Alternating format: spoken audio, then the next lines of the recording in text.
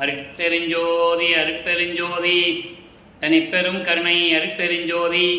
எல்லா உயிர்களும் இன்புற்று வாழ்க, வள்ளல் மலரடி வாழ்க வாழ்க, கொல்லா விரதம் குவளை எல்லாம் ஓங்குக, நல்லோர் நினைத்த நலம் பெறுக, நன்றி நினைத்த எல்லோரும் வாழ்க இசைந்து. உலக மக்களே, அறிவார்ந்த அன்பர்களே, ஆண்மநேய ஒருமைப்பாடுடைய அன்பர்களே, வல்லப்பமா நமக்கு அருளிய திருவட்பாவிலிருந்து அருட்பெருஞ்சோதி ஆண்டவருடைய திருவிளையாடல்களை பார்த்து கொண்டிருக்கிறோம். அருட்பெருஞ்சோதி ஆண்டவர் 1823ஆம் ஆண்டு தொடங்கிய திருவிளையாடல் 30/1/1874 இரவு 12 மணி வரையிலும் அருட்பெருஞ்சாண்டவருடைய திருவிளையாடல் தொடர்ந்து நடைபெற்று கொண்டிருந்தது. காரணம், ஏற்கனவே இந்த பிரபஞ்சத்தில் தோன்றிய 4 யுகங்களிலுமே, கிரேத யுகம், திரேத யுகம், துவார யுகம், கலியுகம், இந்த 4 யுகங்களிலுமே தோன்றிய சமயங்களும் மதங்களும் மார்க்கங்களும் அழிந்து விட்டன. யுகங்களுக்கு ஆயுள் காலம் உண்டு, அதே போல இந்த சமயங்களுக்கும் மார்க்கங்களுக்கும் ஆயுள் காலம் உண்டு. அதன் பிறகு கலியுகம் முடிவடைகிற தருவாயில் 1900 ஆண்டுகளிலே கலியுகம் முடிந்துவிட்டது என்பதை நமது பிள்ளைப்பெருமான் அவர்கள் தெளிவாக நமக்கு அருளியிருக்கிறார்கள். அப்போ இந்த ஒளி யுகத்தில், இந்த சதுர யுகத்தில் வாழ்கின்ற மக்களுக்காக ஆன்மீக மார்க்க வேண்டும் என்பதற்காக அருட்பெருஞ்சோதி ஆண்டவர் சமரச சுத்த சன்மார்க்கத்தை உருவாக்கி அதை தன் மகன் கையில் கொடுத்து இந்த உலக மக்களை எல்லாம் சுத்த சன்மார்க்கத்தில் இணைத்து உலக மக்கள் எல்லாம் வேறுபாடுகள் இன்றி, முரண்பாடுகள் இன்றி, சண்டை சச்சரவுகள் இன்றி இன்புற்று வாழ வேண்டும் என்பதற்காக தன் அருளால் பெற்றெடுத்த ஒரு ஆண்மகனை செல்வப்பிள்ளை என்று பெயரிட்டு வளர்த்து கொண்டிருக்கிறார். காலங்கள் கணிந்து கொண்டிருக்கிறது. ஏற்கனவே 5 தொழில்களை செய்து கொண்டிருந்த பிரம்மன், திருமால், ருத்திரன், மகேஸ்வருடைய ஆயுள் காலம் முடிந்தவுடனே கடைசியாக சதாசிவம் 5 தொழில்களை செய்து கொண்டிருக்கிறார். அப்போ அந்த சதாசிவத்திற்கு அந்த அருள் காலம், அந்த ஆயுள் காலம் முடியும் தருவாயில் 51 ஆண்டுகள் இருக்கின்ற காலகட்டங்களில் தனது மகனை ஒரு தாயின் வழியாக அருட்பெருஞ்சாண்டவர் இந்த பூலோகத்திற்கு வருவிக்க செய்தார். நமது பிள்ளைப்பெருமானவர்கள் வருவிக்க உற்ற இடம் சிதம்பரம் அருகிலே மருதூர் என்ற ஒரு கிராமம். அந்த கிராமத்திலே சைவகுலத்திலே இருந்த ராமையா பிள்ளை சின்னையம்மையார் அவர்களின் மகனாக, உலகியலுக்காக மகன், நல்லா புரிஞ்சுக்கணும் நீங்கள், மகனாக வருவிக்க உற்றார். அந்த காலகட்டங்களில் சமயங்களும் மதங்களும் மார்க்கங்களும் சூழ்ந்திருந்த காலகட்டங்களிலும் ஏற்கனவே இவர்கள் சைவ நெறியை பின்பற்றி கொண்டிருந்தனாலும் நமது பிள்ளைப்பெருமானவர்களும் சைவ நெறியை பின்பற்றி கொண்டிருக்கிறார்கள். அதற்கு முன்னதாக தான் எப்படியே ஒரு தாயின் கருவறையிலே இருக்கும்போது இறைவனுடைய திருவிளையாடல் நடந்தது என்பதை தெளிவாக நாம் விளக்கங்களோடு பார்த்து விட்டோம். இருந்தாலும் அதனுடைய சுருக்கத்தையும் நாம் சொல்ல கடமைப்பட்டிருக்கிறோம். இன்று பார்க்கிறவர்களுக்கு, இந்த பதிவை இன்று பார்க்கின்றவர்களுக்கு புதிதாக தெரியும். ஏனென்றால் இதுவரை 265 பதியங்களை நாம் போட்டிருக்கிறோம். எபிசோடு இன்றைக்கி 266. அப்போது ஒரு தாயின் கருவறையிலே இருக்கும்போது, கருவறை இருட்டாக இருக்கென்று சொல்லும்போது தன் தந்தை அருட்பெருஞ்சாண்டவர் மகனுக்கு ஒளி காட்டியதையும், அதாவது வெளிச்சம் காட்டியதையும், தந்தை எனக்கு பசிக்கிறதே என்று கூறும்போது தந்தை தன் மகனுக்கு அருளமுதம் ஊட்டியதையும், உடம்பெல்லாம் காற்று வராமல் புழுக்கமாக இருக்கிறதே என்று தந்தையிடம் கூறும்போது தந்தை தன் மகனுக்கு தென்றல் காற்று வீசியதையும் அமுத காற்று என்று சொல்வார் வல்லப்பமானவர்கள். இதெல்லாம் நாம் ஏற்கனவே இந்த திருவிளையாடலை எல்லாம் பார்த்து விட்டோம். அதன் பிறகு 5 மாத குழந்தையாக இருக்கும்போது நமது குழந்தை இறைவன், அவங்க ஒரு சிதம்பரத்தில் ஒரு திருவிழாவுக்காக எல்லாமே போகிறாங்க. அப்போ நமது குழந்தை இறைவனையும் எடுத்துட்டு போகிறாங்க. அங்கே தன் மகனுக்கு சிதம்பர ரகசியத்தை காட்டுகிறார் அருட்பெருஞ்சோதி ஆண்டவர். சிதம்பர ரகசியம் என்பது வெட்ட வெளியாக காட்டுகிறார். எல்லாருமே உருவங்களை பார்த்து வழிபடுகின்ற காலகட்டங்களில் தன் மகனும் மட்டும் வெளியாக காட்டுகிறார் அருட்பெருஞ்சோதி ஆண்டவர் என்பதை பாடலில் இருந்து நாம் விளக்கங்களை பார்த்து விட்டோம். அந்த பாடலை திரும்ப ஒரு தடவை கூறுவதில் நான் பெருமைப்படுகிறேன், மகிழ்ச்சி அடைகிறேன். தில்லை ஜலத்தடையே திரை தூக்க தரிசித்த போது வெய்வகை மேல் காட்டாதே எந்தனக்கே வெளியாய் காட்டிய மெய்வுறவா மெய்ப்பொருளை என்று கூறுவார். தனக்கு மட்டும், எனக்கு மட்டும் என் தந்தை வெளியாக காட்டினார். எந்த உருவமும் இல்லாமல், பட்டாடை அணிந்து, ஆபரணங்களை அணிந்து, தலையிலே கிரீடம் வைத்து, எந்த விதமான உருவம் இல்லாமல் வெளியாக காட்டினார் என் மெய்வுறவாம் மெய்ப்பொருளாம் என்று சொல்லுவார். உண்மையான கடவுள், இயற்கை உண்மை கடவுள் அருட்பெருஞ்சோதி ஆண்டவர் உண்மையான தந்தையும் அவர்தான் என்று அந்த பாடலிலே நமக்கு அருளியிருப்பார்கள். இப்போ வருவிக்க விட்ட பிறகு அருட்பெருஞ்சாண்டவர் இந்த 56 ஆண்டுகளையும் 8 ஆண்டுகளாக பிரித்து தன் மகனுக்கு அருளை கொடுத்து கொண்டிருக்கிறார். அந்த வகையிலே நாம் திருவருட்பாவிலே இருந்து 1ஆம் திருமுறையிலிருந்து எப்படியெல்லாம் இறைவனுடைய திருவிளையாடல் நடந்தது என்பதையும், நமது பிள்ளை பெருமான் அவர்கள் ஒவ்வொரு காலகட்டத்திலும் எப்படியெல்லாம் இருந்தார் என்பதையும் நாம் தெளிவாக இந்த பாடல் மூலமாக நாம் பார்த்து கொண்டிருக்கிறோம். இப்போ வல்லைப்பெருமான் அவர்கள் வருவிக்க உற்று 1ஆம் ஆண்டிலிருந்து 8 ஆண்டுகள் வரைக்கும் ஒரு மனநிலையில் இல்லாமல், மனம் ஒரு நிலையில் இல்லாமல், அதாவது பள்ளிக்கூடத்தில் கொண்டு சேர்க்குறாங்க, படிக்க முடியாதுன்னு வந்துட்டார். அப்போ உலகில் இருக்கவங்க என்ன சொல்லுவாங்க? பிள்ளையை கண்டிப்பாங்க. பள்ளிக்கூடத்தில் சேர்த்தா படிக்காமல் வந்துட்டு கேட்பான்னு கண்டிப்பாங்க இல்லையா? அந்த சூழ்நிலையில் இருந்து கொண்டிருக்கிறார். ஏன்னால் அருட்பெருஞ்சாண்டவர் தன் மகன் இந்த உலகியல் படிப்பு, இந்த சந்தை படிப்பெல்லாம் படிக்கக்கூடாது, எந்த ஆசிரியரிடம் தன் மகன் கல்வி கற்கக்கூடாது, அதே போல தன் மகன் யாரையும் குருவாக ஏற்றுக்கொள்ளக்கூடாது. இந்த நிலையில் திருவிளையாடல் செய்து கொண்டிருக்கிறார். இது பிள்ளை பெருமானவர்களுக்கு தெரியாது. குழந்தை பருவம் 8 ஆண்டுகளுக்குள் இது நடந்து கொண்டிருக்கிறது. அப்போ அவர் ஒரு தனிமையான இடத்தை நாடுகிறார். அப்போதான் இந்த கந்தகோட்டம் என்ற ஒரு பகுதி அங்கே இருக்கிறது சென்னையிலே. அங்கே ஆள் நடமாட்டமே இருக்காது. அங்கே போய் தனிமையில் இருந்து கொண்டிருக்கிறார். அப்போ வரவங்கெல்லாம், ராமலிங்கம் என்னப்பா சும்மா உட்கார்ந்துருக்க, ஏதாவது பாட்டு படிக்க வேண்டியதானு சொல்லும்போது முருகனை பற்றி பாடுகிறார். இப்போ வல்லப்பமானவர்கள் வருவிக்க விட்டது தெரியாதவருக்கு. மற்ற குழந்தைய போல நம்மளும் பறந்துருக்கோம், பறந்துகிட்டு இருக்கோன்னு தான் அவருக்கு தெரியும். சைவ குடும்பத்தில் இருந்ததனால் நமச்சிவாயா, சிவாய நம, ஓம் நமச்சிவாய் என்று சொல்லிக்கொண்டு சைவ சமயத்தின் தலைவர்களையும் மற்ற மார்க்கங்களின் தலைவர்களையும் உருவகப்படுத்தி வழிபட்டு கொண்டிருக்கிறார். அந்த நிலையில் இருக்கும்போது 8 ஆண்டுகள் முடிந்து முதல் 8 ஒன்றுமே எந்த விதமான பலனும் இல்லாமல் இருக்கும்போது 9ஆவது ஆண்டிலே 2வது எட்டிலே அடி எடுத்து வைக்கும்போது 9ஆவது ஆண்டிலே இறைவன் வந்து தன் மகனை ஆட்கொள்ளுகிறார். ஆண்டாறு 3 ஆண்டிலே ஆட்கொண்ட அருள்கடலே என்று கூறுவார். ஆரோடு 3வது ஆண்டிலே என்னை ஆட்கொண்ட கருணையின் கடலே என்று கூறுவார். ஆக இறைவன் தன்னை ஆட்கொண்டது 9வது ஆண்டில் என்பதை நமக்கு தெளிவுபட அருளி இருக்கிறார்கள் நமது பிள்ளை பெருமானவர்கள். இப்போ இறைவன் வந்து ஆட்கொண்ட பிறகு இறைவனால் வருவிக்க விட்ட மகன் என்று மட்டும் தெரியும். முன்பருவம் பின்பருவம் காட்டி அருள் செய்வேன் என்று கூறி மறைந்து விடுவார். இப்போ சமயங்களும் மதங்களும் மார்க்கங்களும் சூழ்ந்திருந்த காலகட்டங்களில் நமது பிள்ளை பெருமானவர்கள் இருந்ததனால் இவரும் சிவபெருமானை வழிபட்டு கொண்டு, சிவபெருமான் சைவ சமயத்தின் தலைவன், அப்போ அவரையும் வழிபட்டு கொண்டு நமச்சிவாயா சிவாய நமன் மந்திரம் சொல்லி இறைவனை வழிபட்டு கொண்டிருக்கிறார். இந்த நிலையிலே 1ஆம் திருமுறை உருவாகிறது.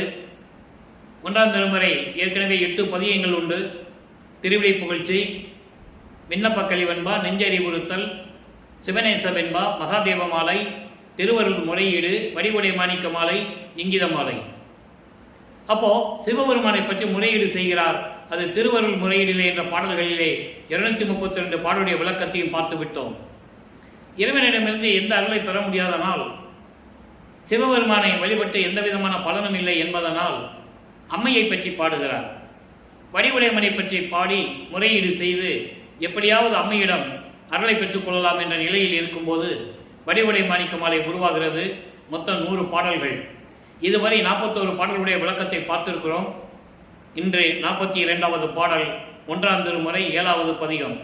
ஒவ்வொரு பதிகத்திலும் ஒவ்வொரு பாடலிலும் எப்படி இறைவனிடம் முறையீடு செய்கிறார், எந்தெந்த காலகட்டங்களில் அவருக்கு இறைவன் வந்து தன் முன் தோன்றி அருளை கொடுக்கிறார் என்ற நிலைகளை படிப்படியாக பார்த்து கொண்டிருக்கிறோம். இப்போ வடிவுடை மாணிக்க மாலையில் என்ன சொல்றான்னு பார்ப்போம். ஆசை உள்ளார் அயன் மால் ஆதி தேவர்கள் யாரும் நின்பால் பூசை உள்ளார் எனில் எங்கே உலகர் செய்யும் பூசை கொள்வார். தேசை உள்ளார் ஒற்றியூர் உடையார் இடம் சேர் மயிலே மாசை உள்ளார் மா ஆசை உள்ளார். மா ஆசை உள்ளார்னு படிக்கணும். அதே மா ஆசை உள்ளார் புகழ் மானே வடிவுடை மாணிக்கமே. இது பாடல். அந்த பாடலுடைய விளக்கம் பாருங்க. ஆசை உள்ளார் யாரும், அதாவது பிரம்மன், திருமால், ருத்திரன், மகேஸ்வரன் போன்ற தலைவர்கள் மற்றும் தேவர்கள் முதல் எல்லாருமே ஆசை பற்றுள்ளவர்கள் உன்மீது. உன் மீது பற்றுள்ளவர்கள் நின்பால் பூசை உள்ளார். உன்னை வழிபட்டுக் கொண்டிருக்கிறார்கள் எனில் எங்கே உலகர் செய்யும் பூசை கொள்வார்? எங்கே உலகம் செய்யும் பூசை கொள்வார்? அப்படி இருக்கும்போது உலக மக்கள் எப்படி அவர்களை நினைத்து வழிபடுவார்கள்? எல்லாருமே உன்னை வழிபட்டுக் கொண்டிருக்கிறார்கள். அப்போ எல்லாருமே உலகமே உன்னை வழிபட்டுக் கொண்டிருக்கிறது. அந்த நிலையில் இருக்கும்போது தேசை உள்ளார் ஒற்றியூர். தேசை உள்ளார் என்று தேசு என்றால் ஒளிமயமாக இருப்பது, ஒளி தேகம். அப்படி ஒளி தேகம் உடையவர் திருவொற்றியூரில் இருக்கின்றவர் பக்கத்தில் இருக்கின்ற மயிலே, மாணிக்கமே, பணிவுடை மாணிக்கமே என்று கூறுகிறார். கூறிட்டு மாசை உள்ளார் புகழ் மானே, அதாவது அளவற்ற அன்பு உன் மீது கொண்டவர்கள் போற்றும் மானே, உன் மீது அளவில்லாத அன்பு உள்ளவர்கள், பற்று உள்ளவர்கள், உன் மீது போற்றி வணங்குகின்ற தெய்வமே, வடிவுடை மாணிக்கமே, விரைவில் வந்து எனக்கு அருள்வாயாக என்று சொல்லி இந்த பாடலை நமக்கு அருளியிருக்கிறார்கள். ஆக எல்லாருமே உன்னை வணங்கும் போது அவர்களை எப்படி உலக மக்கள் வணங்குவார்கள்? அந்த நிலையில் நீ இருந்து கொண்டிருக்கிறாய். நான் உன் மகன் அல்லவா, நீ எனக்கு விரைவில் வந்து அருள வேண்டும் வடிவுடை மாணிக்கமே என்று சொல்லி இந்த பாடலை நமக்கு அருளியிருக்கிறார்கள்.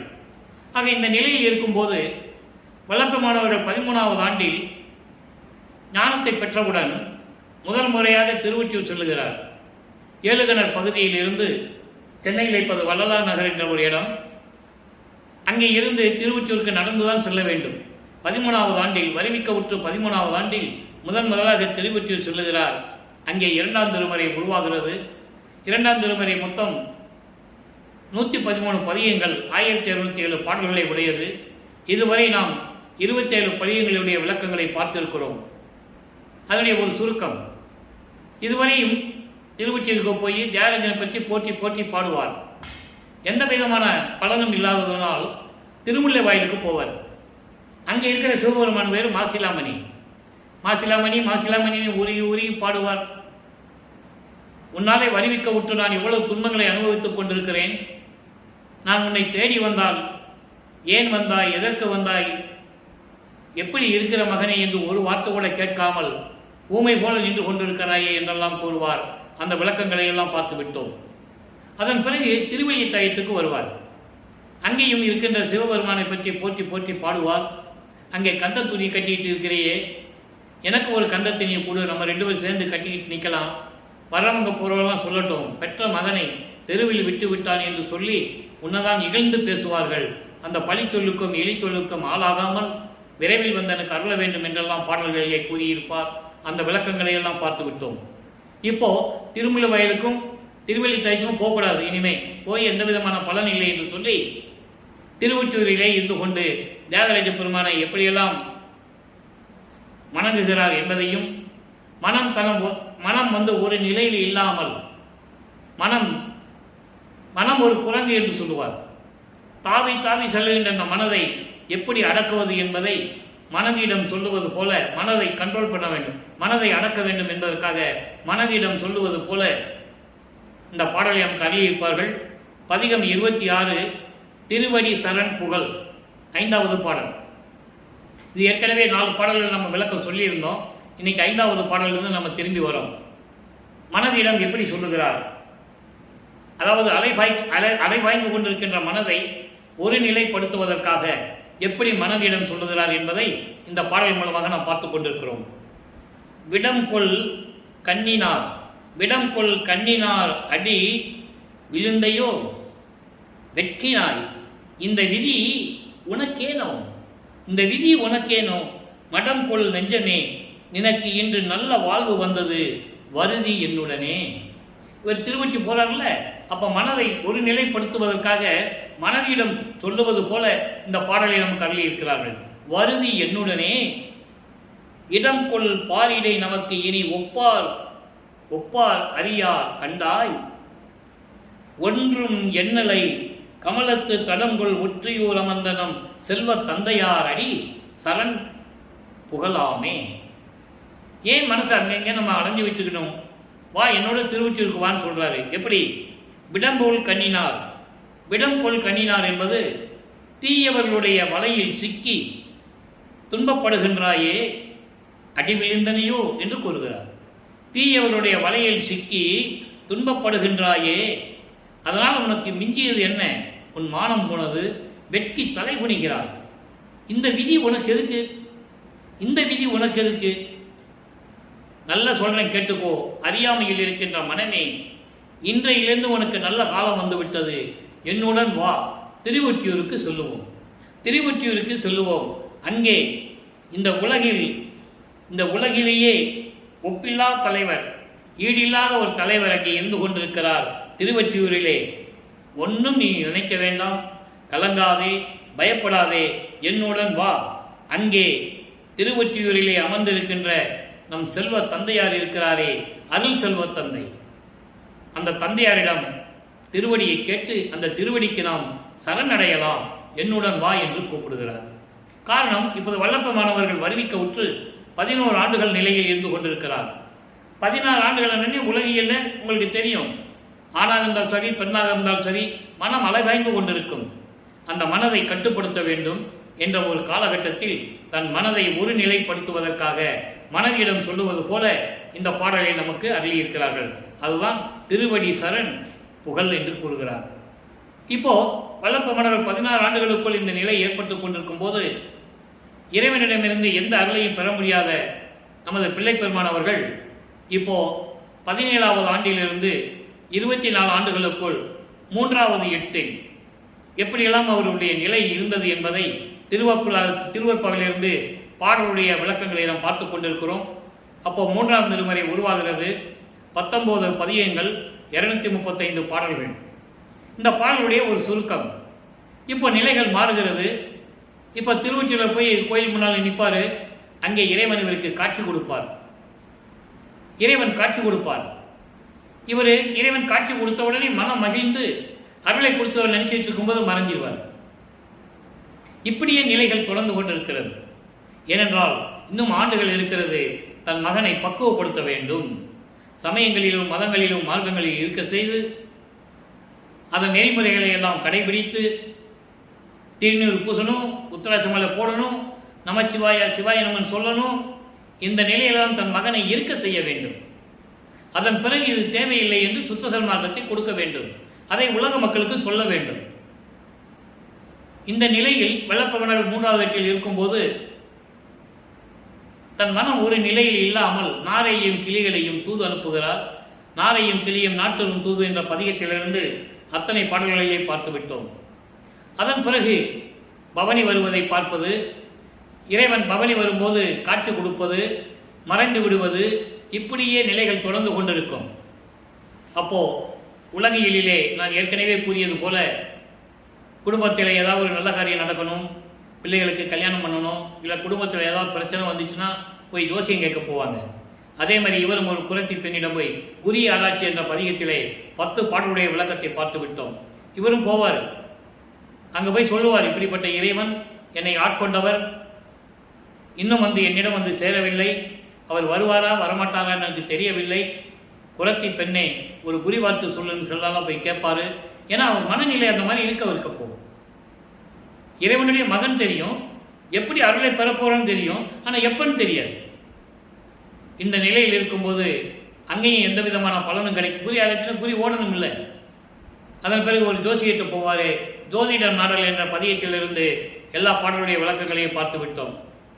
அதன் பிறகு 19வது பதியத்திலே காதல் மாட்சி என்ற பதியத்திலே இறுதியாக அந்த 3வது எட்டு முடிகளுடைய காலகட்டங்களில் 24வது ஆண்டில் சிவபெருமான் இவரை பார்த்து தெருவழியாக ஓடியதையும், இவரும் பின்னால் ஓடி ஓட்டத்தை பிடிக்கவில்லை என்று சொன்னதையும், அங்கே இருக்கின்றவர்கள் வல்லப்பமானிடம் எப்படியெல்லாம் உரையாடினார்கள் என்பதையும், இவர் எப்படியெல்லாம் பதில் சொன்னார் என்பதையும் பார்த்து விட்டோம். அதாவது கலியுகத்தில் அங்கே இருக்கிற பார்க்குறாங்கல்ல, என்ன ராமலிங்கம் தினமும் நாங்கள் பார்க்குறோம், ரோட்டு வழியாக ஓடிட்டு இருக்கியே, எதற்காக எங்களுக்கு தெரியல அப்படின்னு கேட்கும்போது அவர் சொல்லுவார், சிவபெருமான் ஓடிட்டு இருக்கிறாரு, நான் பிடிக்க போனேன், பிடிக்க முடியல அப்படின்னு சொல்லுவார். அப்பவும் இறைவனால் வருவிக்க உற்றவன் என்ற நிலையை அவருக்கு சொல்ல முடியாது, சொல்லவும் கூடாது. அந்த நிலைக்கும் போது அவங்க ஏளனமாக பார்ப்பாங்க அவரை. இயற்கை தானே. கலியுகத்தில் என்ன ராமலிங்கம், கலியுகத்தில் சொல்கிற சிவபெருமான் முன்னால் தோன்றி ரோட்டில் ஓடினாரா, என்னப்பா இப்படியெல்லாம் சொல்கிற, சரி அது மாதிரியே இருந்தால் கூட அவனை இப்படி ஓடி பிடிச்சி நீ போய் என்ன பண்ண போகிற அப்படிலாம் கேட்பாங்க. பாடலில் விளக்கம் இருக்குது. அதெல்லாம் நம்ம பார்த்துட்டோம். அதுக்கு இவர் பதில் சொல்லுவார், நீங்கள் என்ன சொன்னாலும் சரி, நான் அவர் மீது கொண்டுள்ள காதலை கனவில் கூட என்னால் மறக்க முடியாது, என்றாவது ஒரு நாள் நான் அந்த இறைவனிடமிருந்து அருளை பெற்று விடுவேன் என்றெல்லாம் சொல்லுவார். அந்த விளக்கங்களை எல்லாம் பார்த்து விட்டோம். இப்போ 3 எட்டுகள் முடிஞ்சு போச்சு. 24 ஆண்டுகள் வரைக்கும் நமது பிள்ளை பெருமாளுடைய நிலை இப்படியே தொடர்ந்து கொண்டிருக்கிறது. அதன் பிறகு 4வது எட்டில் வரும்போது 4ஆம் திருமுறை உருவாகிறது. 8 பதியங்களில் இருக்கின்ற 197 பாடல்களுடைய விளக்கங்களை பார்த்து விட்டோம். அன்பு மாலை, அருட்பிரகாச மாலை, பிரசாத மாலை, ஆனந்த மாலை, சௌந்தரிய மாலை, அபராத மன்னிப்பு மாலை, அதிசய மாலை, இப்படி பாடல்களில் எல்லாம் பார்த்து விட்டோம். ஒவ்வொரு பதிகத்திலும் இறைவன் எப்படியெல்லாம் வந்து தன் மகனுக்கு அருளை கொடுத்தார் என்பதை பார்த்து விட்டோம். அதற்கு முன்னால் 27வது ஆண்டில் இவருக்கு கல்யாணம் பண்ணணும்னு சொல்றாங்க. முக்கியமான ஒரு இடம் அது. இறைவனுடைய திருவிளையாடல் நடந்ததிலேயே முக்கியமான ஒரு டேர்னிங் பாயிண்ட் இந்த இடம் தான். தனக்கோடி அம்மையாருக்கு திருமாங்கல்யம் பூட்டி அந்த அம்மாவுக்கு விமோசனத்தை காட்டி அந்த அம்மாவுக்கு கர்ம வினைகளை எல்லாம் நீக்கி விமோசனம் தருகிறார். அது அப்போ இவர் தான் தாலி கட்டணும். இது ஏற்கனவே நிறைவேற்றப்பட்டது. புராணங்களிலும் காவியங்களிலும் கூறப்பட்ட அத்தனையும் திருவிளையாடல்களை எல்லாம் சொன்னார்கள். ஆனால் திருவற்பாவிலே இருக்கின்ற நிகழ்ச்சிகளை, உண்மையான நிகழ்ச்சிகளை, திருவற்பாவில் இருக்கின்ற உண்மைகளை மக்களிடம் யாரும் சொல்லவில்லை என்பதுதான் வேதனையான விஷயம். சும்மா சொன்னாங்க, அக்கா மகளை கல்யாணம் சொன்னாங்க, கல்யாணம் பண்ணிட்டு மனைவியை விட்டுட்டு வந்துட்டாரு, இப்படிதான் சொன்னாங்க. அப்படி அல்ல. பாடல்களிலே தெளிவாக நமக்கு அள்ளி இருக்கிறார்கள். என்றாவது ஒரு நாள் மக்களுக்கு உண்மை விளங்கும் என்பதற்காக. அப்போ அந்த நிலையில் இருக்கும்போது அங்க திருமண நிகழ்ச்சியிலே பார்க்கிறாரு, பிரம்மன், திருமால் போன்ற வானவர்கள் எல்லாம், தேவர்களும் வானவர்களும் ரிஷிகளும் முனிவர்கள் எல்லாம் இவரை வாழ்த்துவதற்கு அங்கே அமர்ந்து கொண்டிருக்கிறார்கள். தந்தையும் தாயும் வரவில்லை என்று ஏங்குகிறார். அருப்பஞ்சாண்டவரும் சிவகாமி வள்ளி வரவில்லை என்று ஏங்குகிறார். நேரம் கடந்து கொண்டிருக்கிறது. இவர் திருமாங்கல்யம் பூட்டிய அம்மாவிற்கு விமோசனத்தை கொடுத்து விட்டார். அன்று இரவே மகனுடைய நிலையை பார்த்து அருப்பஞ்சாண்டவரும் சிவகாமி வள்ளியும் 2 குதிரை மாட்டின தேரில் வந்து தன் மகனுக்கு எப்படியெல்லாம் வாழ்த்தினார்கள் என்பதையெல்லாம் பாடல்களிலே இருந்து நாம் பார்த்து விட்டோம். ஒவ்வொரு பாடலுக்கும் ஒரு கனெக்டிவிட்டி உண்டு. அதனால அந்த விளக்கங்களை எல்லாம் பார்த்து விட்டோம். திருவற்பாவில் இருக்கின்ற உண்மைகள் தான் நாம் கூற முடியும். கதையாகவோ கற்பனையாகவோ சொல்ல முடியாது. இது உங்களுக்கு புதுசாக தெரியும். ஏன்னா வளர்ப்பவங்களை பற்றி யாரும் இது மாதிரிலாம் சொன்னதில்லை. மறைத்து மறைத்து மறைத்து அவரை ஒரு துறவியாக்கி ஒரு வட்டத்துக்குள்ளே நிப்பாட்டி சாமியார் ஆக்கிட்டாங்க. அவ்வளவு விஷயம். அவர் இறைவனுடைய மகன், இறைவனாலவை பூலோகத்திற்கு வருவிக்க விட்டவர். 51 ஆண்டுகள் இந்த பூலோகத்திலே இருந்து கொண்டு சுத்த சன்மார்க்கத்தை உலக மக்களிடம் சொல்லி, அதனுடைய சுத்த சன்மார்க்கத்தின் நெறிகளை எல்லாம் சொல்லி, எப்படிப்பட்ட இறைவன் என்றெல்லாம் கூறி, அந்த இறைவனிடந்து எப்படியெல்லாம் அருளை பெற்றுக் கொண்டேன் என்றெல்லாம் கூறுவார். ஆக இதெல்லாம் முடிந்த பிறகு இனிமேல் சமயங்களையும் மதங்களையும் மார்க்கங்களையும் துறக்க வேண்டும். திருநீர் பூசுவதையும் உத்தராட்ச மாலை போடுவதையும், இது ஏன் சொல்றோம்னா அவரே சொல்றார். சமயங்களும் மதங்களும் மார்க்கங்கள் கூறப்பட்ட சங்கற்ப விகற்பங்கள் சுத்த சன்மார்க்கத்தின் முக்கிய தடைகள். சமயங்களும் மதங்களும் மார்க்கங்களும் முக்கிய தடைகள் என்று கூறுகிறார். எல்லாமுடைய அற்பறிஞ்சோதி அற்புத கடவுளே, இது தொடங்கி எக்காலத்தும் சுத்த சன்மார்க்கத்தின் முக்கிய தடைகளாகிய சமயங்கள், மதங்கள், மார்க்கங்கள் என்பவற்றின் ஆசார சங்கற்ப விகற்பங்களும் வருணம், ஆசிரமம் முதலிய உலகாச்சார சங்கற்ப விகற்பங்களும் எங்கள் மனதில் பற்றாவண்ணம் அருள் செய்ய வேண்டும். தெளிவாக நமக்கு அருளி இருக்கிறார்கள். அப்போ இந்த நிலை மாறும்போது சமயங்களையும் மதங்களையும் மார்க்கங்களையும் விட்டுவிட்டு வெள்ளாடை அணிந்து சைவ சமயத்தின் அடையாளமாகிய திருநீர் பூசுவதை நிறுத்திவிட்டு உத்தராட்ச மாலையை கலட்டிவிட்டு வெள்ளாடை அணிந்து இருந்து கொண்டிருக்கிறார். இப்போ அவர் சுத்த சன்மார்க்கத்தை வாங்க போகணும். அதற்கு முன்னால் பத்தி மாலை என்ற ஒரு பதிவில் இருக்கின்ற பாடலை நாம் பார்க்க வேண்டும். ஏனால் ஏம சித்தி எப்படி வழங்கினார் என்பதை இந்த பாடலில் தான் நாம் பார்த்து கொண்டிருக்கிறோம். அதாவது இறைவன் எல்லா அருளையும் கொடுத்து விட்டார். ஏன்னா அது வாங்கியாச்சு. அருட்பிரகாச மாலையிலும் நம்ம பார்த்துட்டோம். 100 பாடலில் எப்படி அருட்பஞ்சாண்டவர் விண்ணுலகத்திலிருந்து பூலகத்திற்கு வந்து திருவழியாக நடந்து வந்து கால் வலிக்க நடந்து வந்து எனது தந்தை தெருக்கதவை திறந்து அருளை கொடுத்தார், எப்படியெல்லாம் கொடுத்தார் என்பதை ஒவ்வொரு பாடலின் மூலமாக 100 பாடல் விளக்கத்தை பார்த்து விட்டோம். அதன் பிறகு இன்னும் வாங்க வேண்டியது இருக்கிறது. அப்போ இவர் மனம் சஞ்சலப்படுகிறது. தருநிதியை குரு ஏற்ற சஞ்சலிக்கு மனத்தால் இந்த சிறியன் கலந்த போது இருநிதிய திருமகளிர், நல்லா கவனிக்கணும். இருநிதிய திருமகளிர். இருநிதி என்பது கல்வி செல்வமும். கல்விக்கு அதிபதி சரஸ்வதி, செல்வத்துக்கு அதிபதி லட்சுமி. இருநிதிய திருமகளிர் இருவரும், இவங்க 2 பேரும் என்னை வணங்கி, ஏன்னா இது ஒரு நிலை, அங்கே ஒரு திருமலையாடல் சொல்லணும்.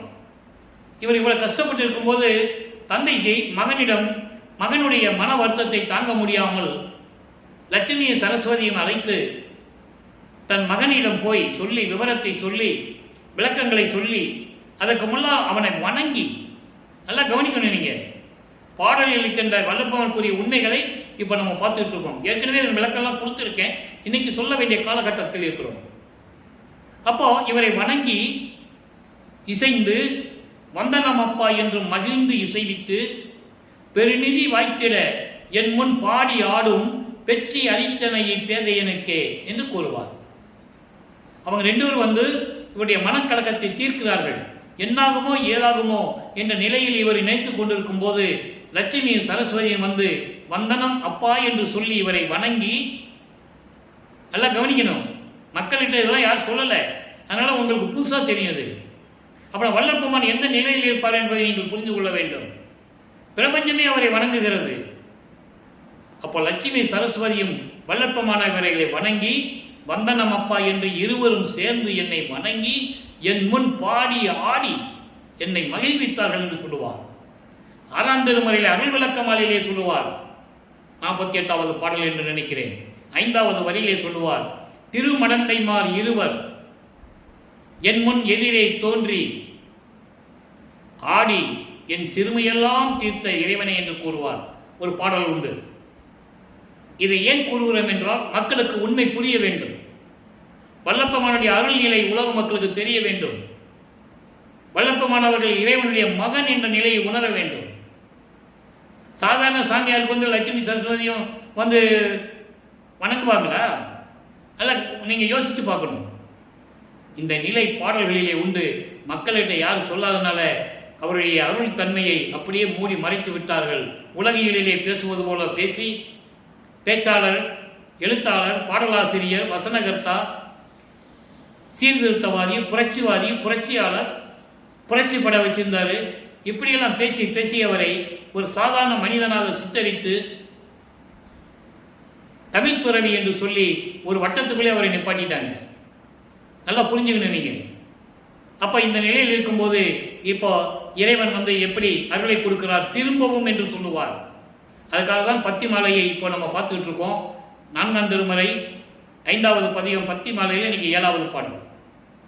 அரசே, திருவருளின் அருமை ஒன்றும் அறியேன், அறியாதே மறுத்த பிழை அத்தனையும் பொறுத்து. அதாவது நீ என்னை மறுவிக்க செய்துவிட்டு மறைந்து விட்டாய், திருப்பி என் முன் தோன்றிய அருளை கொடுத்தாய். நான் இல்லை என்று கூறவில்லை. அதே நேரத்தில் நான் அறியாத பருவத்தில் செய்த பிழைகளை எல்லாம் அத்தனையும் மன்னித்து விரவும் அன்பில் என்ன அன்பு கலந்து மகிழ்ந்து என்னை அழைத்து திரும்பவும். ஏன்னா 2ஆம் திருமுறையிலே 2வது பதிகத்திலேயே அருட்பிரகாச மலையில் எல்லாம் கொடுத்துட்டாரு. ஒன்று பாக்கி இருந்தது, ஏமசக்தி பாக்கி இருந்தது. அதை இந்த பாடலில் சொல்றார். இதை வாங்க முடியாதோ அப்படின்னு மனம் சஞ்சடப்பட்டிருக்கும் போதுதான் லட்சுமி சரஸ்வதியும் இவர்கிட்ட வராங்க. இவரை வணங்கி அவர் முன்னால் ஆடி பாடி எங்களை எல்லாம் ஆளப்போகும் அருள் கடலே என்றெல்லாம் சொல்லி மகிழ்விக்கிறார்கள் நமது பிள்ளை பெருமான் அவர்களை. அதுக்கப்புறம் இந்த நிகழ்ச்சி நடக்குது. திரும்பவும் அத்தனையும் பொறுத்து விரவும் அன்பில் என்னை அழைத்து வலியவும் என் கரத்தே வியந்து அளித்த பெருங்கருணையின் விளக்கம் என் மனமும் உறவு மலர் கண்களும் விட்டு அகலாதே இன்னும் ஒளிகின்றதாயினும் என் உள்ளம் உருகிலதே. அதாவது ஏற்கனவே நான் அறியா பருவத்திலே இருந்தபோது செய்த பிழைகள் அத்தனையும் மன்னித்து என் மேல் அன்பு கொண்டு என் மேல் மகிழ்ந்து அன்பு கொண்டு திரும்பவும் என்னை அழைத்து கட்டாயமாக அழைத்து என் கையிலே வியந்து அளித்த பெருங்கருணையின் விளக்கம், ஏமசித்தியின் விளக்கம் என் மனமும் உறவுமார் கண்களும் என்பது பரந்த நோக்கம் உடைய இந்த கண்கள் இருக்கிறதே, உன்னை பார்த்து கண்கொள்ளா காட்சியாக பார்த்த இந்த கண்கள் இருக்கிறதே, இன்னும் அதை விட்டு அகலாத நிலையில் ஒளிர்ந்து கொண்டிருக்கிறது, பிரகாசமாக என் கண்களில் தெரிந்து கொண்டிருக்கிறது என்றாலும் என் உள்ளம் உருகிறதே, என் உள்ளம் இன்னும் உருகவில்லையே. காரணம், சுத்த சன்மார்க்கத்தை வாங்க வேண்டும். சுத்த சன்மார்க்கத்தை வாங்கினால்தான் உயிர் நேயம், உயிர் இரக்கம், கருணையின் உள்ளம் எல்லாமே தோன்றும். அதனால்தான் என் உள்ளம் உருகிலதே என்று சொல்கிறார். இனிமேதான் சுத்த சன்மார்க்கம் வாங்கிறதுக்கு போவார். உருகிலதே இரவு நிறத்தவரும். இரவு என்பது இருள், இருள் என்பது அறியாமை. அறியாமை என்று எடுத்துக்கொள்ளலாம், இரக்கம் என்றும் எடுத்துக்கொள்ளலாம். அதாவது இரக்கம் இல்லாதவர்களும். இதற்கு உருகல் அரிதல்லவே. இது என்ன அதிசயம்! அவங்க கூட எப்படி உருக முடியும்? இனித்த நடம்புரிய மன்றில் தனித்த சிவக்கொழுந்தே என்று கூறுகிறார். இப்போ வல்லப்பமானவர்கள் 4வது எட்டை கடந்து, தத்துவங்களை கடந்து, அந்தங்களை கடந்து, சரியை கிரிய யோகம் என்ற 12 நிலைகளையும் கடந்து, ஏற்கனவே அந்த விளக்கம் நான் கொடுத்திருக்கிறேன். சின்னம்பிடி என்ற பதியத்திலே உண்டு, அனுபவ மலையிலும் உண்டு. அதை நம்ம பின்னால பார்க்க போறோம். என் மார்க்கம், அதாவது பன்மார்க்கம் கடந்தேன் என்று சின்னம்பிடி, 12 மேல் நின்று சின்னம்பிடி. அப்ப அந்த 12 நிலைகளும் சமயங்களையும் மதங்களையும் மார்க்கங்களையும் சார்ந்த நிலைகள். உருவத்தை வழிபடுவது சரியை, அதே உருவத்திற்கு வேள்வி வளர்த்து மந்திரங்களை சொல்லி வழிபடுவது கிரியை. யோக நிலையில் இருந்து கொண்டு உருவத்தை நினைத்துக் கொண்டும் வேள்விகளை மந்திரம் சொல்லியும் வழிபடுவது யோகத்தில் இருந்து கொண்டிருப்பது யோக நிலை. இது ஒவ்வொன்றுக்கு 4 நிலைகள் இருக்கிறது. சரியில் சரியை, சரியில் கிரியை, இப்படி 4 விதங்கள் இருக்கு. நாமளும் 12. எல்லா நிலைகளையும் கடந்து அவர் சுத்த சன்மார்க்கத்தை வாங்குவதற்காக சுத்த சிவஞான வெளிக்கு பறந்து சென்று கொண்டிருக்கிறார். அண்டங்களை எல்லாம் கடந்து சென்று கொண்டிருக்கிறார். அங்கே போன உடனே தந்தை மகனை வரவேற்கிறார். இந்த நிகழ்ச்சியெல்லாம் நம்ம தினமும் சொல்லிட்டு தான் இருக்கோம். ஏன்னா தொடர்ச்சியை சொன்னாதான் அடுத்த இடத்துக்கு நம்ம போக முடியும். அங்கே தேவர்களும் பிரம்மன், திருமால், ருத்திரன் போன்ற பத தலைவர்களும் ஏற்கனவே 5 தொழிலை செய்து கொண்டிருந்தவர்கள். தன் மகனுக்கு கொடுக்க வேண்டியதுக்காக அவங்ககிட்ட இருந்து பிடிங்கி வச்சுக்கிட்டாரு. யாரு? அருப்பஞ்சோண்டவர். ஏன்னா அவங்க காலம் முடிந்து விட்டது. சத்தியஞான சபைக்குள்ளேயும் போக முடியாது. அவங்க படிக்கு கீழே தான் நிற்கணும். பாட்டில் இருக்கு. அப்படிதான் நின்றுட்டு இருக்காங்க. முதல் படியில் கூட அவங்க கால் வைக்க முடியாது. அப்போ தேவர்கள்லாம் சொல்லுவாங்க, இவரை பார்த்து இவர் தான் போறாரு, முதலாக சுத்த சிவஞான வெளிக்கு 33வது ஆண்டிலே போய்கொண்டிருக்கிறார். வருவிக்க விட்டு 33வது ஆண்டு. நான் ஏற்கனவே கூறியது போல வல்லப்பம்மனுக்கு வயது இல்லை. அவருக்கு பிறப்பு இறப்பு இல்லை, வயது இல்லை. ஒவ்வொரு யுகத்திலேயும் இருந்தவர். பாடல்களிலே தெளிவாக எல்லா உண்மைகளையும் திருவருட்பாவிலே நாம் காணலாம். எல்லா ஆதாரங்களும் திருவருட்பாவிலே உண்டு, யாரும் மறுக்க முடியாது. அப்போ அந்த நிலையில் இருக்கும்போது தேவர்கள்லாம் பின்னால் நின்ற தேவர்கள் சொல்றாங்க, சாமி நீங்க போங்க அப்படின்னு சையை கட்டுறாங்க. இவர் உள்ள போறாரு. தந்தை மகனை வரவேற்கிறார். மகனை இந்த ஆடைகளை களைந்து விட்டு புனித நீராடி புத்தாடை அணிந்து மங்கள கோலத்துடன் வருவாயாக, உனக்கு மணிமடம் சூட்ட வேண்டும் என்று கூறுகிறார். தந்தையின் கட்டளையின்படி அங்கே வந்து அமர்கிறார். மகனே, சுத்த சன்மார்க்கத்தை பெற்றுக்கொள். இனிமேல் இது உன்மார்க்கம். இதற்காகத்தான் நான் காத்துக் கொண்டிருந்தேன் என்று கூறுகிறார். அதை சொல்லுவார் அனுபவ மாலையிலே ஒரு பாடலிலே, 95வது பாடலிலே கடைசி வரியில் சொல்லுவார், பெரிய சிவ அனுபவத்தால் சுத்த சன்மார்க்கம் பெற்றேன், இரவாமை உற்றேன் கான் தோல் என்று கூறுவார். அதுல முதலே சொல்லுவாரு, சரிய நிலை ஒரு 4, கிரிய நிலை 4, தனி யோக நிலை 4 தனித்தனியாக கடந்தேன். அது அந்த 12 நிலைகளை கடந்தது. உரிய ஞான நிலை 4 அருள் ஒளியால் ஒன்று ஒன்றாய் அறிந்தேன். அப்படின்னா ஞான சரியிலிருந்து ஆரம்பிக்குது. ஞான சரியை, ஞான கிரியை, ஞானத்தில் யோகம், ஞானத்தில் ஞானம். அதை கூறல் அந்தங்களையும் கடந்தேன், தனித்தனியாக கடந்தேன் என்று சொல்லுவார். அதை சொல்லிட்டு தான் சொல்லுவாரு, பெரிய சிவ அனுபவத்தால் சுத்த சன்மார்க்கம் பெற்றேன். அண்டர்லைன். எங்க வச்சு பெற்றாரு? அங்க சுத்த சிவஞான வெளியில. இங்க என்ன சொல்லுவாங்க? அவரை பத்தி என்ன சொல்லிட்டு இருந்தாங்க? இன்னமும் சொல்லிட்டு இருக்காங்க. அவர் எங்க போனாருன்னு தெரியாதப்பா. கல்யாணம் பண்ணாரு, மனைவி விட்டுட்டு போயிட்டாரு. அவர் வர்றதுக்கு 1 வருஷமாகுதோ 2 வருஷமாகுதோ யாருக்கு தெரியும்? எங்க போனாருன்னு யாருக்கும் தெரியாது. எப்படி எங்க போனாருன்னு யாருக்கும் தெரியாது. ஆனா அவர் சொல்றாரு, நான் சுத்த சன்மார்க்கை வாங்குவதற்காக அந்தங்களை கடந்து, தத்துவங்களை கடந்து, ஐம்பூதங்களை கடந்து சுத்த சிவஞான வழிக்கு சென்று கொண்டிருக்கிறேன். பரவெளி, பரம்பரவெளி, பராபரவெளி, பெருவெளி, பெரும் சுகவெளி, அத்தனை வெளிகளையும் கடந்து சுத்த சிவஞான வெளியில் போய் என் தந்தையிடம் சுத்த சன்மார்க்கத்தை பெற்றுக்கொண்டேன் என்று சொல்லுகிறார். மகனிடம் கூறுகிறார், மகனே, உனக்கு சாதா கல்வியை கற்றுத்தர வேண்டும் என்று சொல்லி தன் மகனுக்கு சாதா கல்வியை கற்றுத்தருகிறார். அப்போ தேவர்கள்லாம் வேடிக்கை தான் பார்க்கணும், வெளியிருந்து தான் பார்க்கணும். முகத்தில் அப்படியே கோபத்தோடு இருக்கிறாங்களாம். அந்த பாடலுடைய விளக்கத்தையும் பார்த்து விட்டோம். மெய்யர் வியப்பிலே உண்டு, 6ஆம் திருமலை நிறைய பாடல்களிலே உண்டு. ஆலியானும் அயனும் அதிசயிக்க வாலி மன்றோங்கும் அருப்பெருஞ்சோதி என் மன்னவேன் சொல்லுவார். வாலி என்று என்னை வந்து மால் அயன் அதியோர் அருட்பேர் ஆலி என துதித்து ஏத்த புரிந்தாள். எல்லாருமே அவரை வணங்குறாங்க. பிரம்மன், திருமால், ருத்திரன், வானவர்கள் எல்லாருமே எங்களை ஆளப்போகும் அருள்கடலை என்று சொல்லி என்னை வணங்குகிறார்கள். அப்படிப்பட்ட ஒரு கடவுள் நிலையை எனக்கு கொடுத்து விட்டாய், அற்புதம் என்று கூறுவார். அற்புதம், நீடூழி அன்றே என்று சாகா வரமும் எனக்கு உவந்தளித்தாய். வாலி மன்றோங்க மறுப்பெருஞ்சோதினின் மன்னருளே பாடல் உண்டு. நான் தானானான், தான் நானானான், நானும் தானுமானோம். தேனானான் தெல்லமுதாய் தித்தித்து நிற்கின்றான். மானானாம் ஞான மண்டில் ஆடுகிறான். கோணானான் என்னுள் புலாவுகின்ற கோமானே. நிறைய பாடல்கள் உண்டு.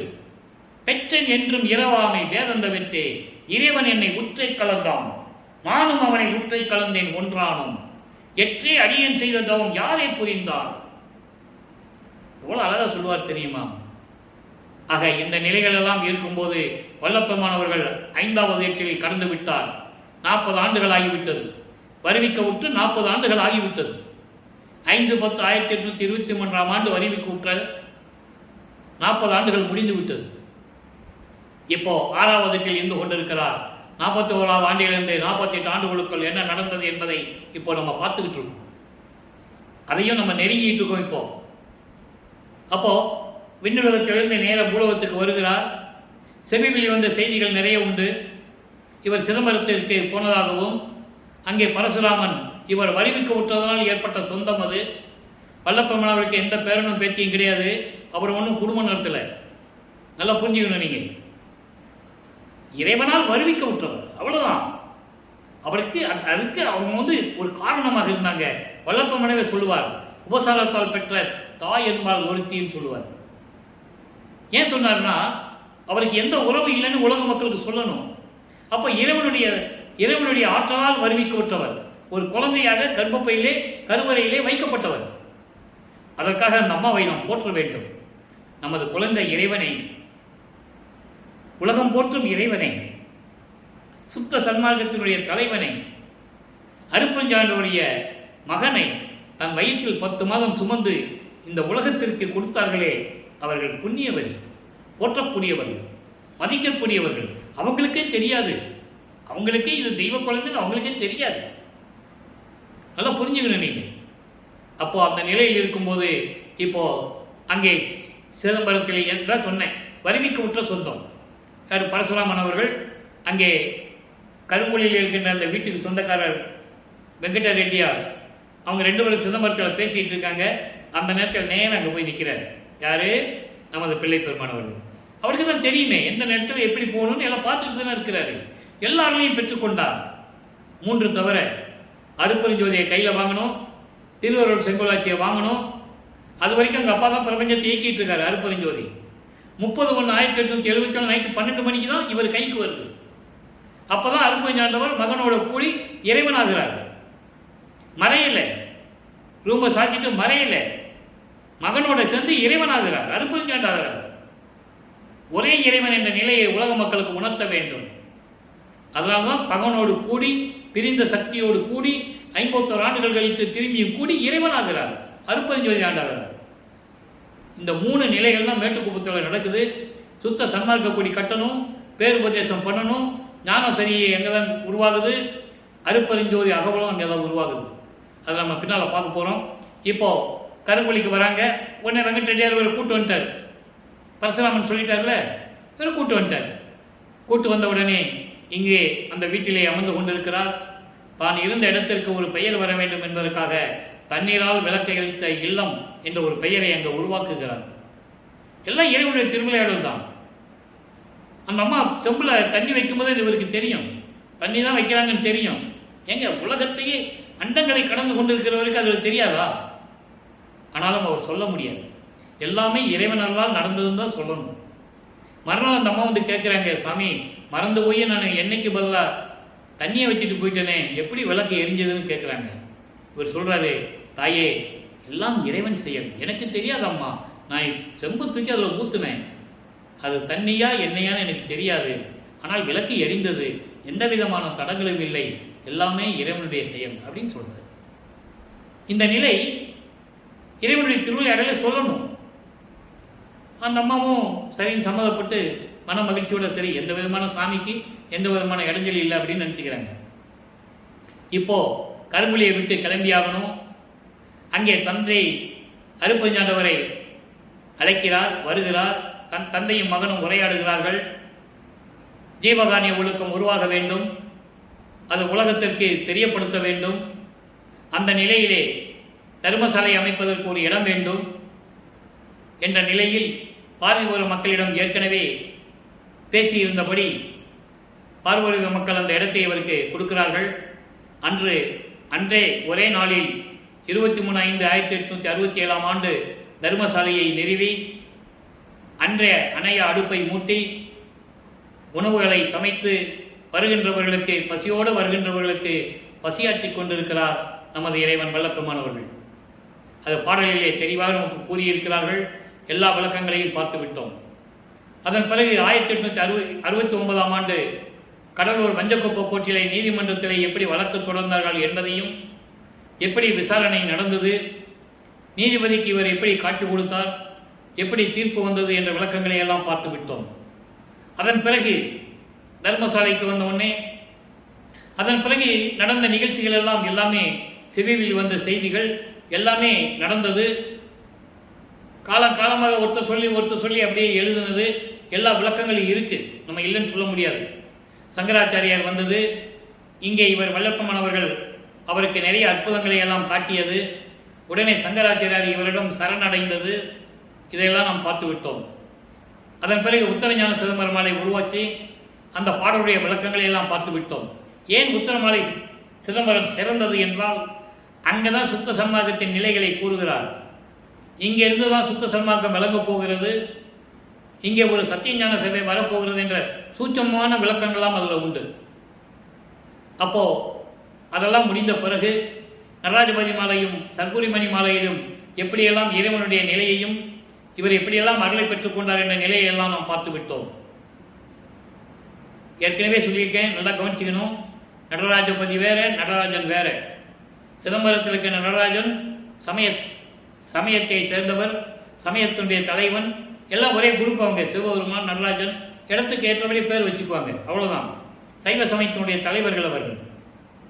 அப்போ சைவத்த சமயத்தின் அடையாளமாகிய திண்ணூர் பூசிக்கிட்டும் இந்த வேள்விகளை வளர்த்து பூஜைகளை செஞ்சுக்கிட்டு இப்படி தான் இருப்பாங்க அவங்க. அதில் இருந்து அப்படியே இருந்துக்கலாம், தவறு இல்லை. ஆனால் சுத்த சன்மார்க்கம் என்பது இதெல்லாம் தாண்டிய ஒரு மார்க்கம், எந்த விதமான சங்கல்ப விகற்பங்கள் இல்லாத ஒரு மார்க்கம், இறைவனை நேரடியாக அடையக்கூடிய ஒரு மார்க்கம்.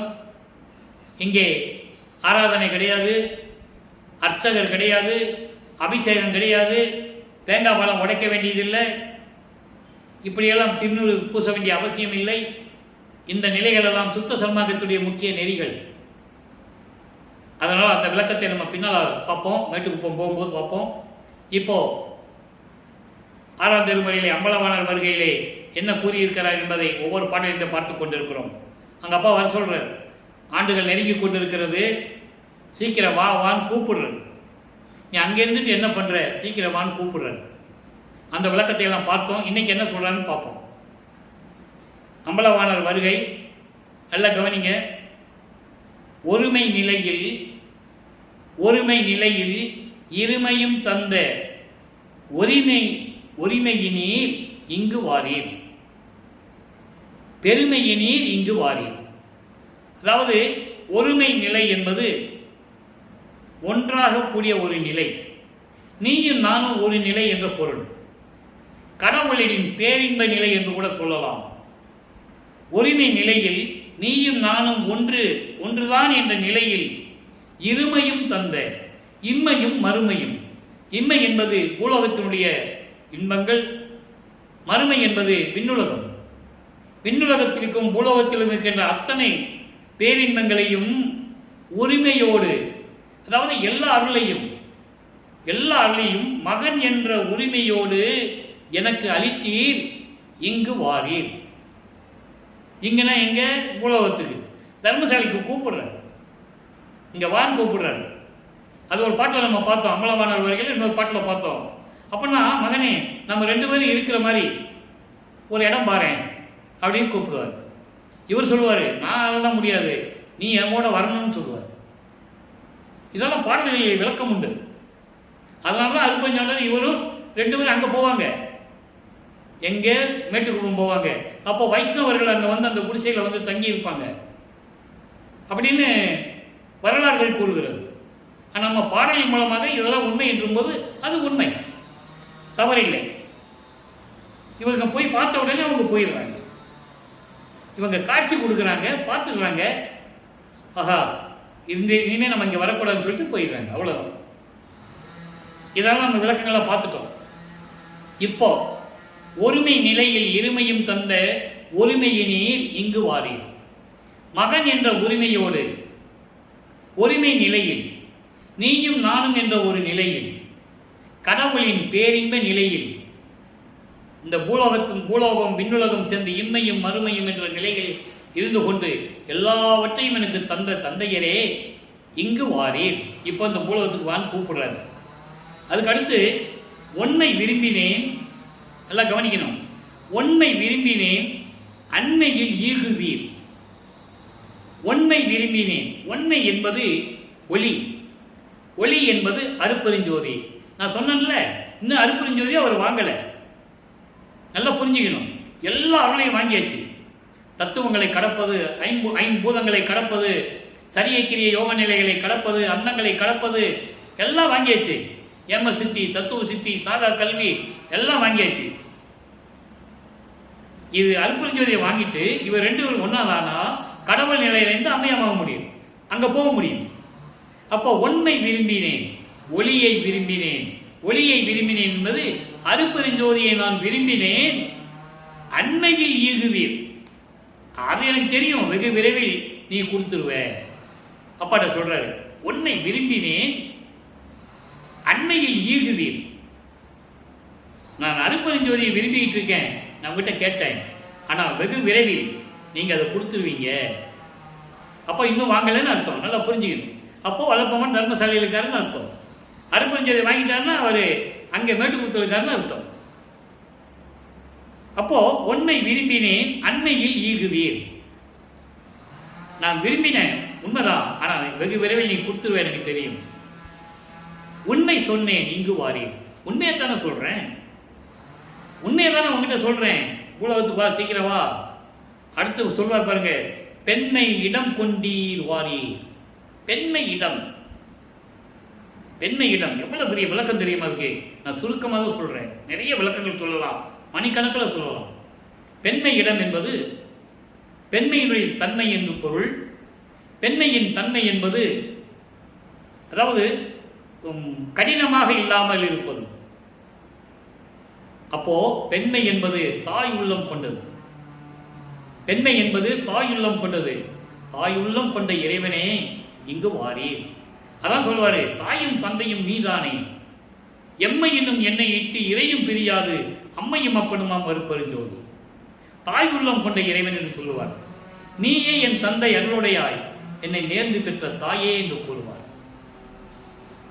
என்னையும் இரக்கம் தன்னையும் ஒன்றாக இருக்க இசைவித்து மன்னி வாழ்வுற வருவித்த கருணை வள்ளல் நீ என்று கூறுவார். வருவித்த வண்ணமும் நானே, இந்த மாநிலத்தை செய்யும் வண்ணமும் நானே. எதுக்கு வருவிக்க விட்டேன் என்று சொல்றாரு பாருங்க, அதை சொல்லணும் மக்கள்கிட்ட. வருவித்த வண்ணமும் நானே, எதுக்காக வருவிக்க விட்டேன்?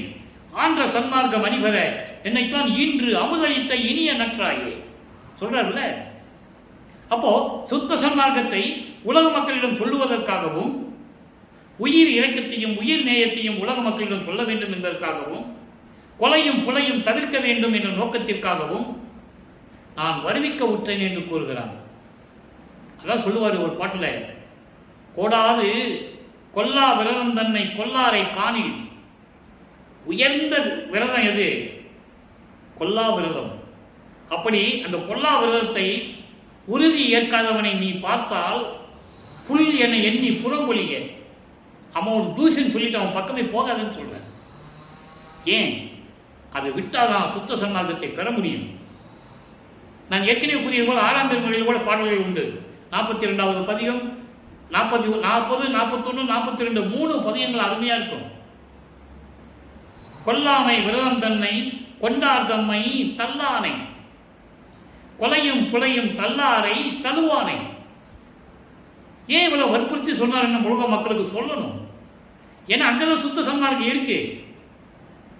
ஒரு உயிரை நேசித்தால் அவனுக்கு உயிர் இறக்கம் வந்துவிடும். உயிரை நேசித்தால் அந்த உயிரை அவன் கொல்ல மாட்டான்.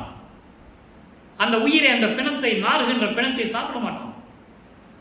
அதுதான் சுத்த சன்மார்க்க நெறி. அதுக்கான பதிவுகள்லாம் நான் போட வேண்டியிருக்கு. பிற்காலத்தில் இதெல்லாம் வரும். சுத்த சன்மார்க்க நெறினா என்ன, மரணமில்லா பெருவாள்னா என்ன, ஜீவகாரிய ஒழுக்கம்னா என்ன, இப்படி விளக்கங்கள்லாம் நிறைய இருக்கு. அது தனித்தனி விளக்கங்கள். அது திருவிளையாடலுக்குள்ள வராது. அதனால தான் முதல்ல திருவிளையாடலை சொல்லிட்டு அதுக்கப்புறம் அந்த பதிவுகளை நம்ம போடலாம். இப்போ பெண்மை இடம் கொண்டீர் வாரின்னு சொல்லிட்டாரா? தாயுள்ளம் கொண்ட இறைவனே, அன்புமிக்க இறைவனே, அதை பெண்மைன்னு குறிப்பிடணும். அப்பதான் அந்த இடம் செழிப்பா இருக்கும். அதை சொல்லிட்டு சொல்றாரு, தாயுள்ளம் கொண்ட இறைவனை சொல்லிட்டாரா? இப்போ இறுதியாக ஒரே ஒரு விளக்கம். 147வது பதிகம் அனுபவ மாலை 42வது பாடல்.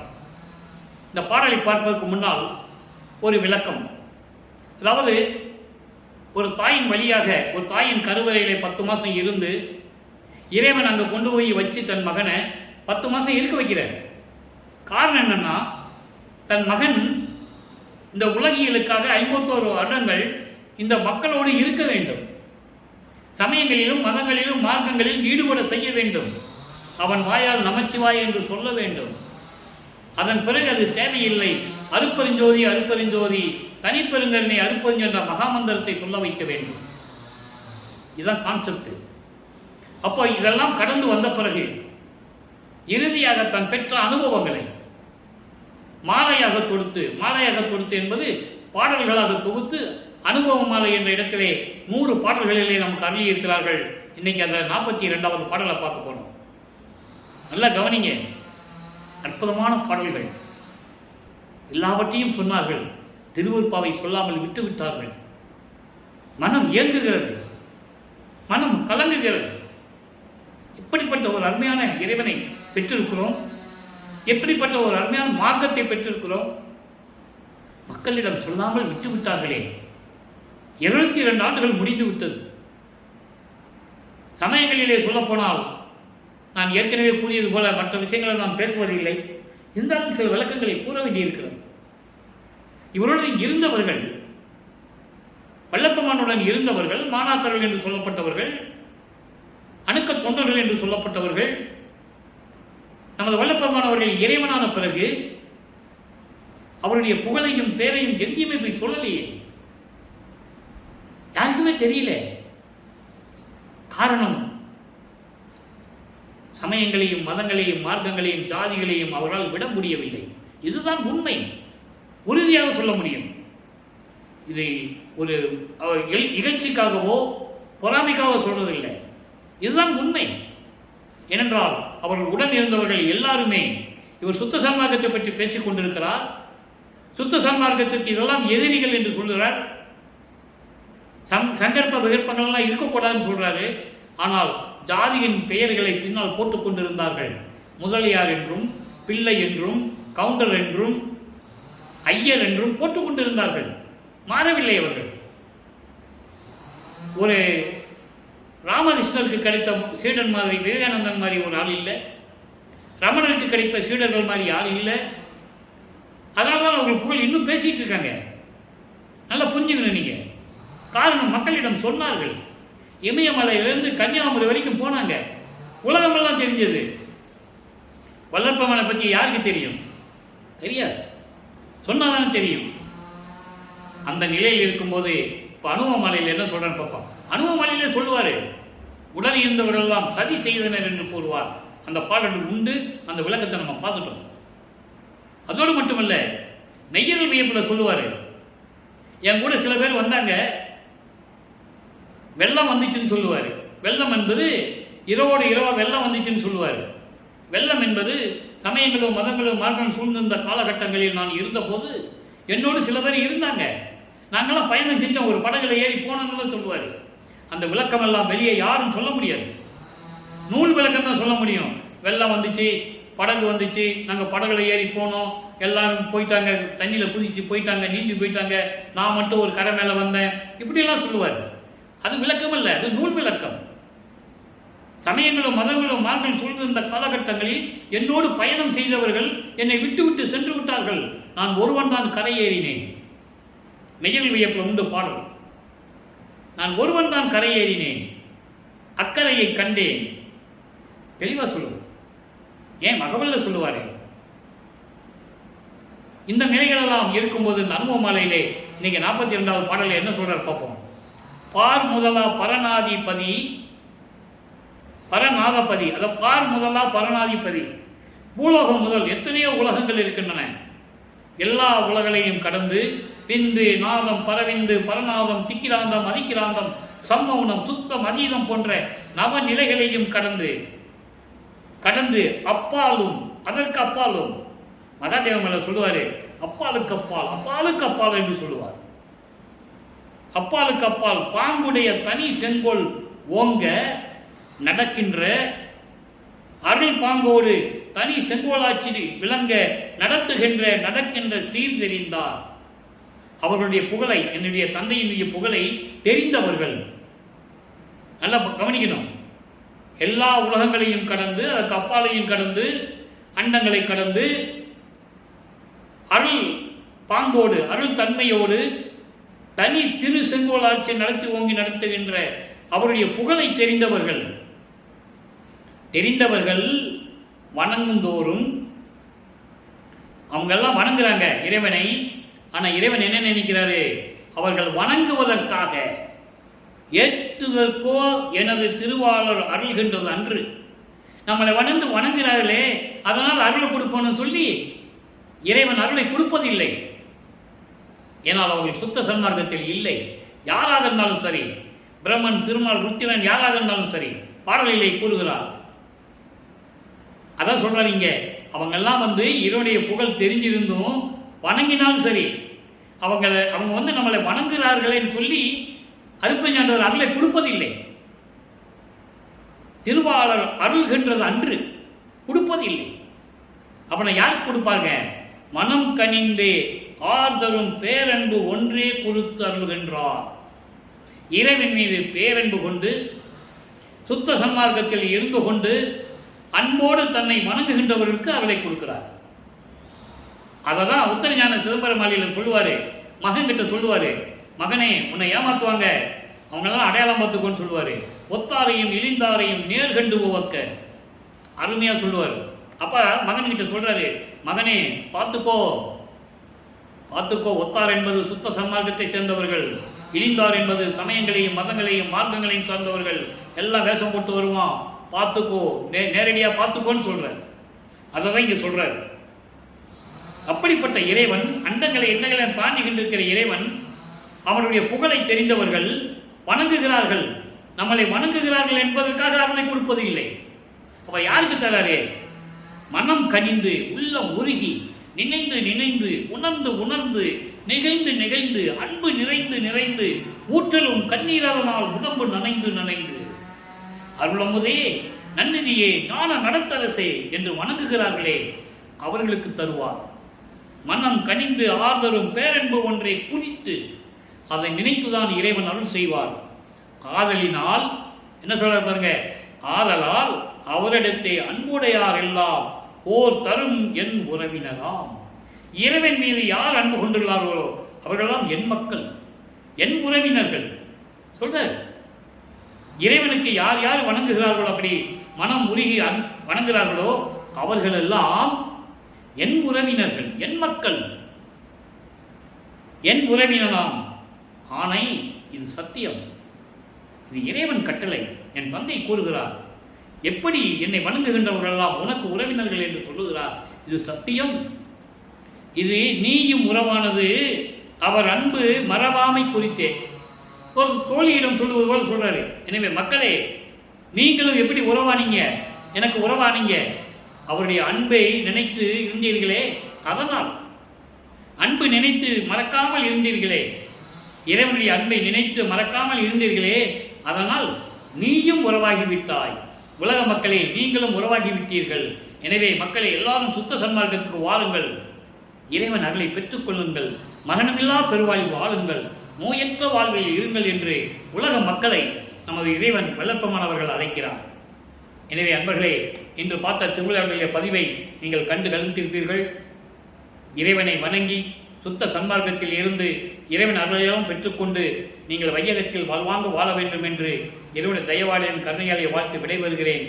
நன்றி, வணக்கம். அருட்பெருஞ்சோதி அருட்பெருஞ்சோதி, தனிப்பெருங்கருணை அருட்பெருஞ்சோதி. நாளையும் இறைவனுடைய திருவிளையாடல் தொடரும். கண்டு மகிழ்ந்து இறைவன் அருளை பெற்றுக்கொள்ளுங்கள்.